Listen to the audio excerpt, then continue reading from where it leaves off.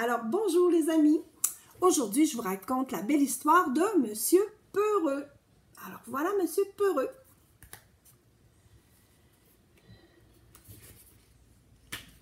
Pauvre Monsieur Peureux.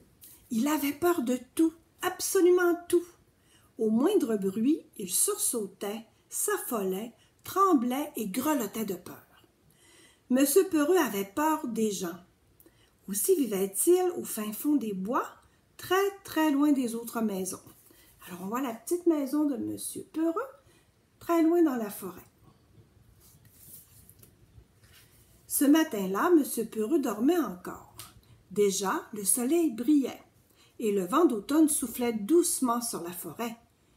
Une feuille morte, emportée par le vent, frôla la fenêtre de la chambre de Monsieur Peureux.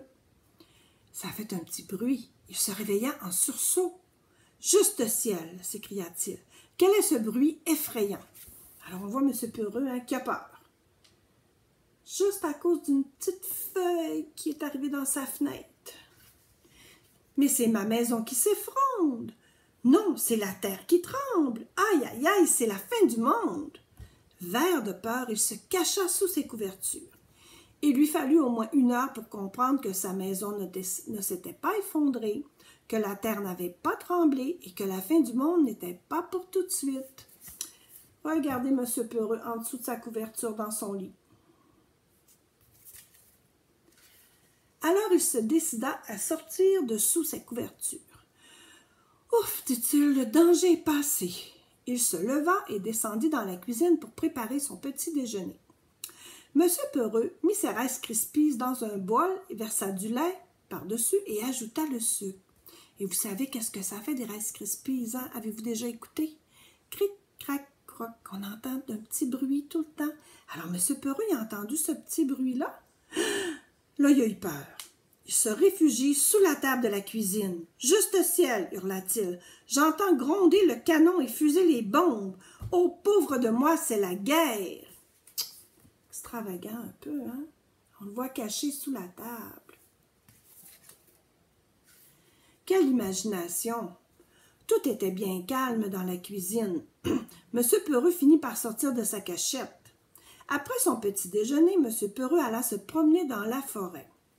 Un ver de terre le vit s'approcher. « Bonjour, dit le ver de terre, très gentil. » Monsieur Peureux eut la chair de poule. « Qui est là? Qui me parle? » hurla-t-il. Il a peur d'un tout petit ver de terre. Bon, moi, j'avoue que j'ai un peu peur des vers de terre aussi. Il aperçut le ver de terre. « Juste ciel, un serpent, malheur, c'est un boa, il va m'avaler vivant, au secours! » Et il bondit au sommet d'un arbre. Le ver de terre dit « Quel exploit! Bravo! » Puis il retourne dans sa maison sous la terre. Au bout d'1 heure, M. Peureux se décide à descendre de l'arbre. Il continua sa promenade. Bientôt, il arriva en bordure d'un champ. M. Peureux jeta un regard anxieux autour de lui. « Personne, dit-il, vraiment personne. Il regarde, regardez-le, là. Il est caché derrière un arbre, puis il vérifie s'il y a quelqu'un dans le champ. Mais il ne voit personne. Mais attendez. Si il y avait quelqu'un au milieu du champ, mais M. Peureux ne l'avait pas vu.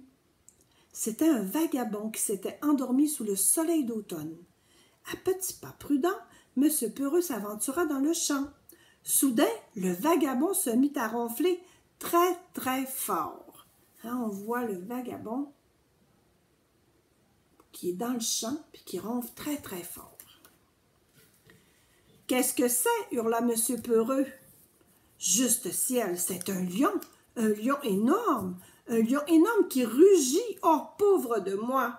Ce lion cruel va me couper en morceaux avec ses longues dents et ses griffes acérées. Il va me hacher menu et m'avaler tout cru. » Et il s'évanouit. Alors on voit M. Peureux qui s'est évanoui dans le champ. Mais ces hurlements avaient réveillé le vagabond.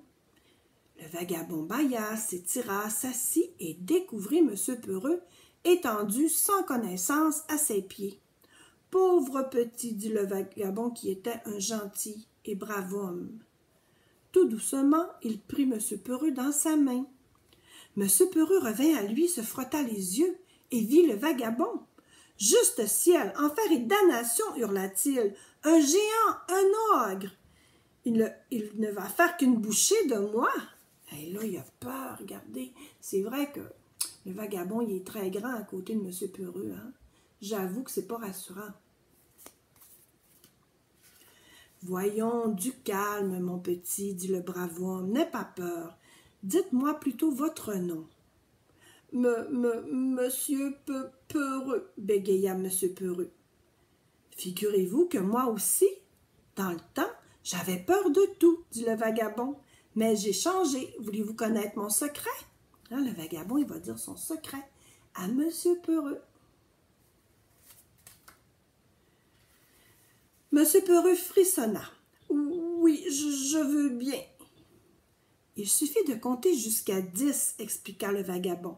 Et alors on s'aperçoit qu'il n'y avait pas de quoi avoir peur. » Le vagabond reposa M. Peureux dans l'herbe. « Et surtout, n'oubliez pas de compter jusqu'à 10. » Et il s'en alla.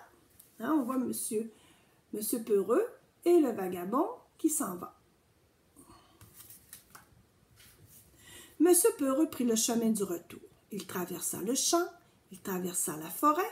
Soudain, il marcha sur une petite branche. La petite branche, ça a fait cric-crac. Paniqué, M. Peureux fit un bond en arrière. « Qu'est-ce que c'est? » hurla-t-il. « C'est l'arbre qui craque, il va tomber, il va m'écraser au juste ciel. Oh, mais c'est un crocodile qui claque des dents, il se régale d'avance, pitié. Oh, catastrophe, c'est un... » On voit encore M. Peureux qui paniquait. Alors, je pense qu'il a réfléchi, il arrête tout d'un coup, il prend sa respiration et dit 1, 2, 3, 4, 5, 6, 7, 8, 9, 10. Et il vit ce qui a fait crac-crac, il vit que c'était des petites branches par terre. Une malheureuse petite brindille. « Ouf, dit M. Peureux, je suis sauvé. » Alors, il est très content hein, parce qu'il s'aperçoit que finalement, il n'y avait aucun danger. Il avait simplement marché sur une petite branche puis ça avait fait un petit crack. M. Peureux approchait de sa maison quand une feuille morte tomba doucement sur sa tête. « Au secours! Police, on m'attaque, on m'enlève, ils sont armés, ils vont me... » Ah, là, il s'arrête net, il réfléchit, puis il prend sa respiration. Hein, c'est juste une feuille. Alors là, il compte jusqu'à 10 encore. 1, 2, 3, 4, 5, 6, 7, 8, 9, 10. Et il vit que ce qui s'était posé sur sa tête, ce n'était qu'une feuille. Une malheureuse petite feuille. « Formidable son secret !» s'exclama M. Peureux émerveillé. Hein, il est content parce qu'il se rend bien compte que, souvent, il avait peur pour rien. Depuis ce jour, M. Peureux a bien changé. Il suffit de le regarder pour s'en convaincre. M. Peureux ne crie plus, ne hurle plus, ne s'affole plus, ne tremble plus. Il ne se cache même plus sous ses couvertures. Enfin, plus très souvent. Il y a encore des fois un petit peu peur, mais plus très souvent. Alors, on voit qu'il est très heureux. Hein?